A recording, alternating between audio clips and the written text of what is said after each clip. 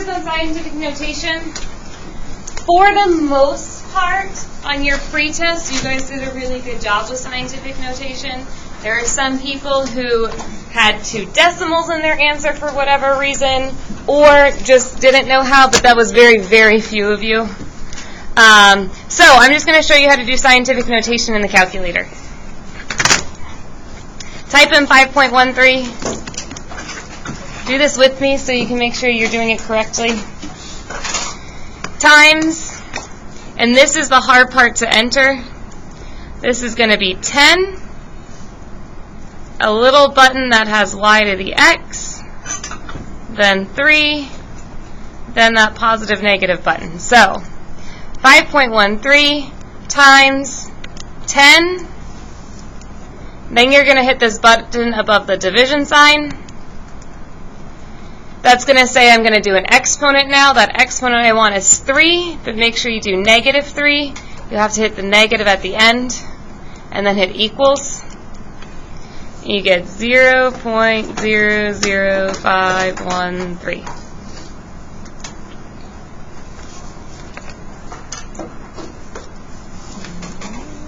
Sorry about this glare, it's bad.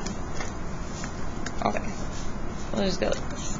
Okay, next one, 2.09. So we can all type in a regular decimal in our calculator.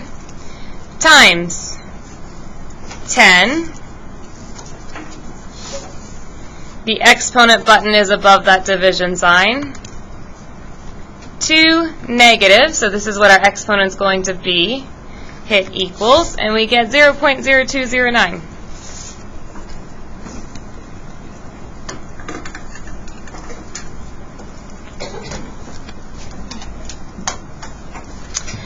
This 0, we'll do it in the calculator, but 0 says you move your decimal point 0 times. So I would expect that 1.8 is still the answer. So 1.8 times 10 exponent 0 equals, and there it is. Okay. And last one, 4.11 times 10 to the first power. 4.11, exponent again is above the division sign, times 10. Exponent 1 equals 41.1.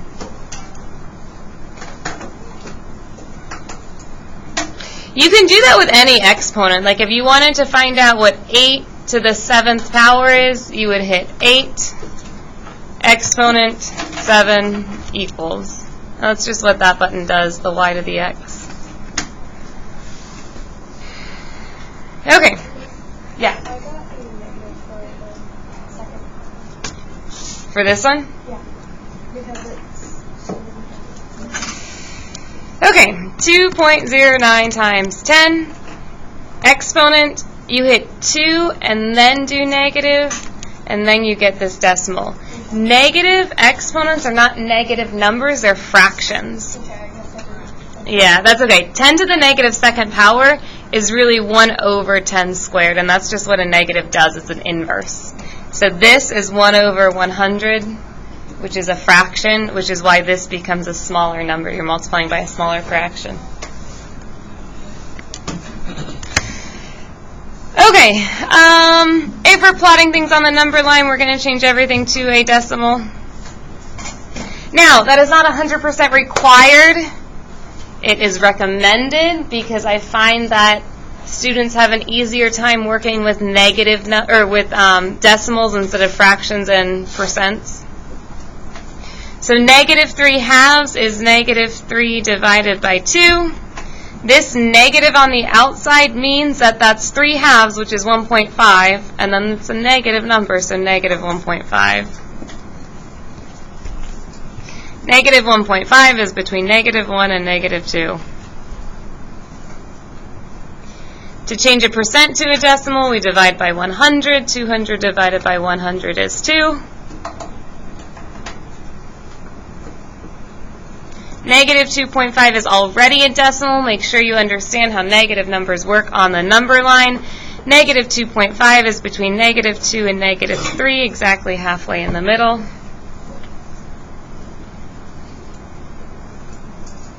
To change a percent to a decimal, we divide by 100. 5% is 0.05, which is pretty close to 0. A very common mistake is that people write 5% as 0.5, or they don't think and they plot it halfway between 0 and 1. So make sure that you're putting it closer to 0 and not at where 50% would be. And anytime you have double negatives, this is like the opposite of negative 3/4, which is positive 3/4. You could also think of it as negative 1 times negative 3/4, which again is positive 3/4. So double negatives make a positive, just like when you're subtracting negative numbers, you're really adding them, adding a positive. So positive 3/4 is 0.75, which is a little bit closer to 1.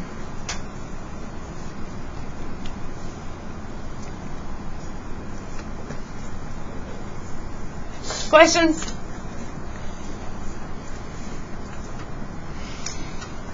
No? Okay. If we're going to order numbers, same strategy. We want to make sure we're converting them to decimals.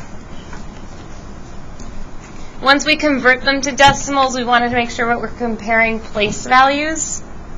So we'll line up all the decimals.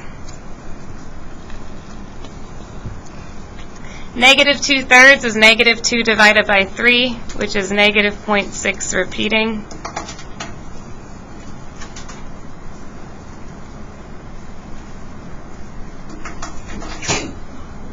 Generally, if you just expand it to 4 decimal points, that'll be okay.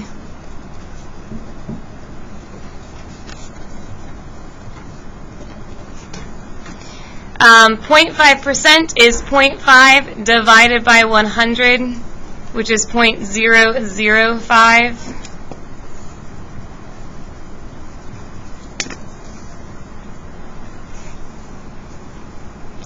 Negative 3/4 is negative 0.75. Now, this negative is outside the 3/4. This negative is on the 2. It doesn't matter. These are just different notations meaning the same thing. It means that fraction is negative. Negative 0.6 repeating, negative 0.75. Just because the negative is outside, for some reason people think that means the top and bottom is negative. That is an incorrect statement. This negative just means a fraction's negative. This negative just means a fraction's negative. You would never see a fraction written like negative 3 over negative 4. That's not a thing, because that's really a positive number. Negative 3 divided by negative 4 is positive 0.75. You can do this one like we did it in the calculator, or just move your decimal point backwards one time. 0.53.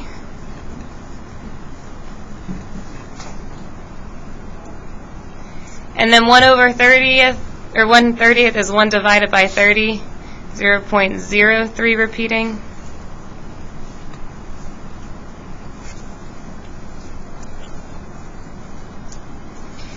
And if we're going in ascending order, that means we're going up. Just like when you draw your capital letter A, you go up first and then down.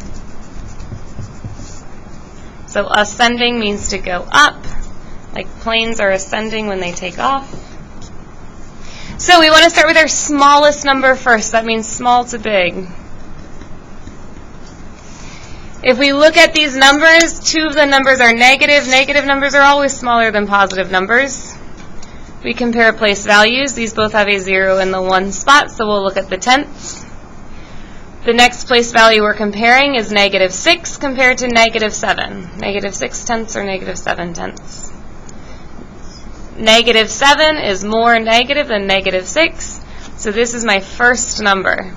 Negative 7 is the smallest number, which was negative 3/4. When you write them in your answer, you're writing them back in their original form. Negative 2/3 is our only other negative number.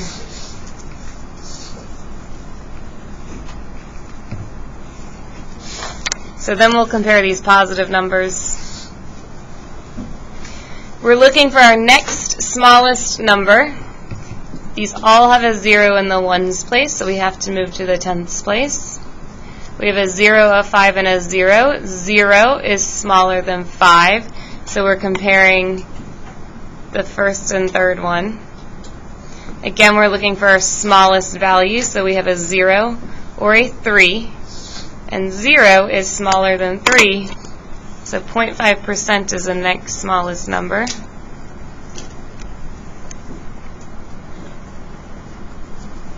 Which means the other one with the 0 in the tenths place is the next smallest number.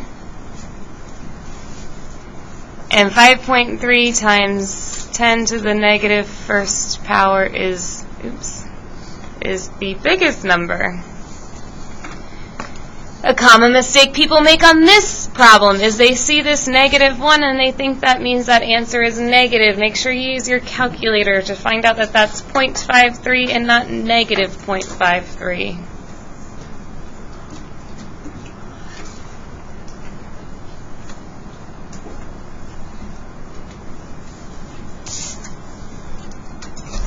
Questions?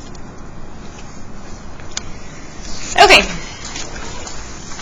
We're going to skip this one on the back. If you want to try it and check yourself, A is the right answer, I think.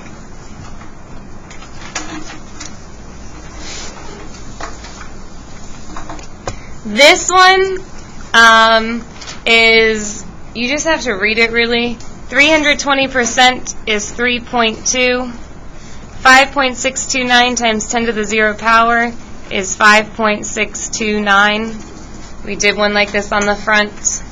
0 means you move your decimal point 0 spots. So you're just looking for numbers between 3.2 and 5.629. Is 4.63 between these numbers? Yeah. Yes. 0.35% is 0.0035. Is that between these numbers? No. 5 and 5/8. 5 divided by 8 is 0.625. So this is 5.625. Is that between these two numbers? Yes. Yes. It's slightly smaller than this one because of the 5 and the 10,000ths place. 25 divided by 4 is 6.25. Is that between these numbers? No, it's too big. And 4 to the 0 power, what does that equal? 4 exponent 0 equals 1. That makes sense because if we're going to take 5.629 and multiply by a number to the 0 power, we're multiplying by 1 because we're not moving that decimal point. So any number to the 0 power is 1.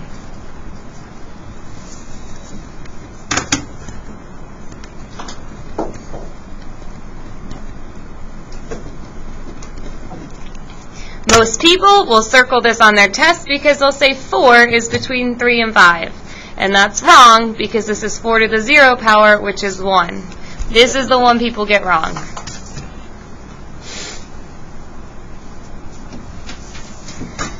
Okay, and then we're going to skip this one too because it's just like what we've been doing.